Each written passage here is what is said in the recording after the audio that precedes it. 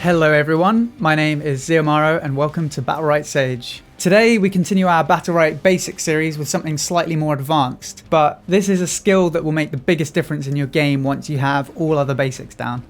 Punishing mistakes. So what do I mean by punishing mistakes? Well, in the first basics videos I talked to you about managing your cooldowns. This is the exact opposite. You watch your enemy's cooldown usage and then punish them for using a key ability when they don't need it. I've left this one till last because punishing mistakes requires a lot of in-game knowledge.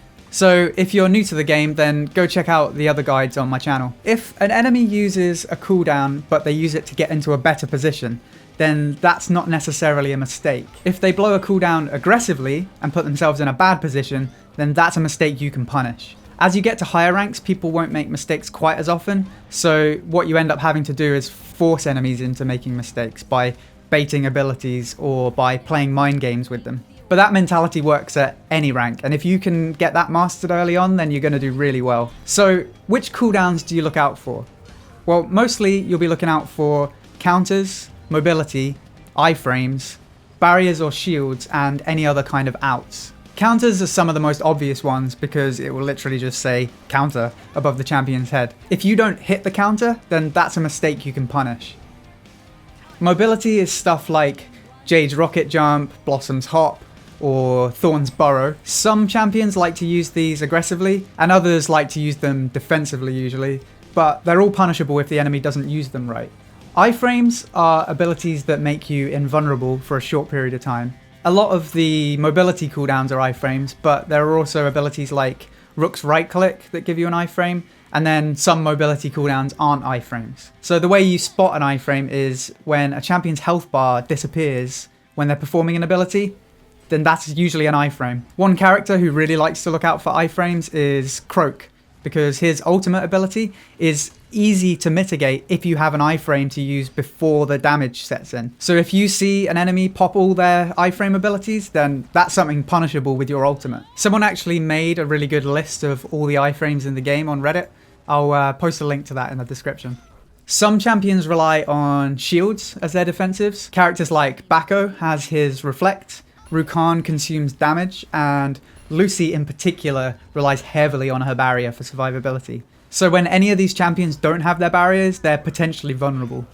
And then finally we have outs, which kind of covers all of the defensives. Outs are basically anything that gets you out of a bad situation. It includes iframes, counters, and mobility, but it also includes some other stuff like Paloma's other side and Shifu's Fleetfoot. Sometimes you'll hear people refer to both of these as iframes, but they're not actually iframes because both of these abilities can be dispelled by Lucy's Clarity Potion, and an iframe can't be dispelled. So both of these abilities kind of fit in their own category.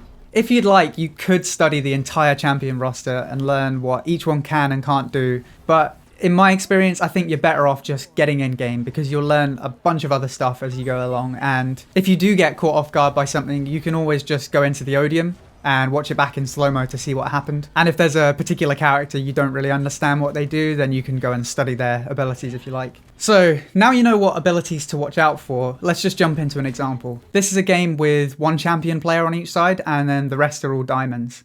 And I hate to say it, but in solo queue, I often look out for the lowest ranked player, and then I'll keep an eye on them because they're the most likely to make a mistake. In this game, the Shifu was the lowest rank on their side, so I'll be focusing on him quite a lot. I'm going to play this whole thing in slow-mo because everything happens quite fast. The Shifu jumps in straight away, and honestly, he should have predicted that counter there. If he hadn't hit it, then Destiny would have been in a bad position. And for some reason here, he also pops his Fleetfoot. It may have been to avoid getting knocked back, but he actually gets knocked back anyway. And at this point, both of us were expecting this counter, and Destiny does a really good job of spell blocking him straight out of the counter. So at this point, he has no cooldowns, but he incapacitates our Destiny, and she gets sniped. I used my other side because I thought it was going to be on me, but I probably should have predicted it was on Destiny. That was a mistake on my part that kind of was punished, but it's okay, we did enough damage and they're forced to back off. The Shifu re-engages onto our Croak, and then he pops his Fleetfoot to avoid the Destiny right click, which is a really good example of forcing mistakes. But now he's kind of down on cooldowns again. And at this point, I think he counters again. Yeah. I'm not entirely sure why he did that, but that is definitely a prime example of a mistake you should punish. But we don't actually get aggressive enough on him here. But it's fine. We heal up. Everybody kind of disengages. He waits for some cooldowns and then he jumps back in again. This time he baits the counter from Destiny, which was good. And then he looks like he's going to go for me, does his fleet foot, and then goes back on Destiny. And here he uses his counter so fast you don't even see the animation. Like, I didn't even realize he used his counter there. So Destiny's in quite a bad position here. I decide not to follow her, and I put my other side on her so that she can get back out again. Now, as I said, I didn't know that he didn't have his counter here. So when I see the silence, I'm like, okay, let's just do a bit of damage on him while he can't counter. I use my panic again because I'm expecting him to counter. But it all works out fine anyway because he just stayed CC'd for quite a long time. Now, they made a mistake there. They actually used their other side and their fleet foot. So that puts two of them at a disadvantage with cooldowns.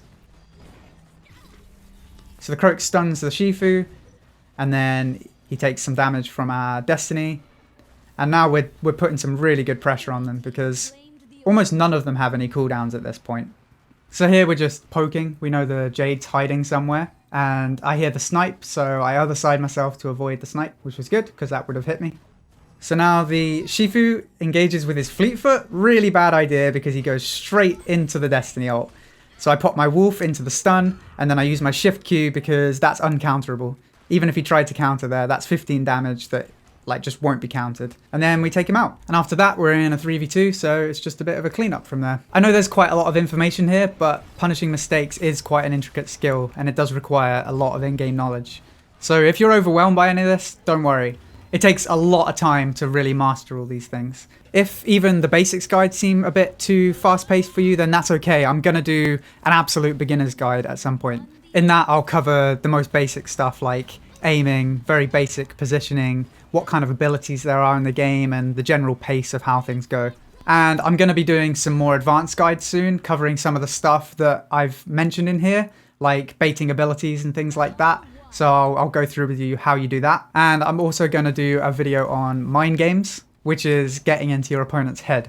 So when you get to a high level, you get stuff like, I know you're going to counter. So they know you know they're going to counter, so they don't counter. And if that sounds confusing to you, then that's because it kind of is. And that's why it needs its own video all on its own. I'll also do some more in-depth coverage of rounds like this one, but I'll not just focus on punishing mistakes, but overall what's happening in a game. If you want to see more stuff like that, plus Battlerite news and discussion, then please feel free to subscribe because there's plenty more where that came from.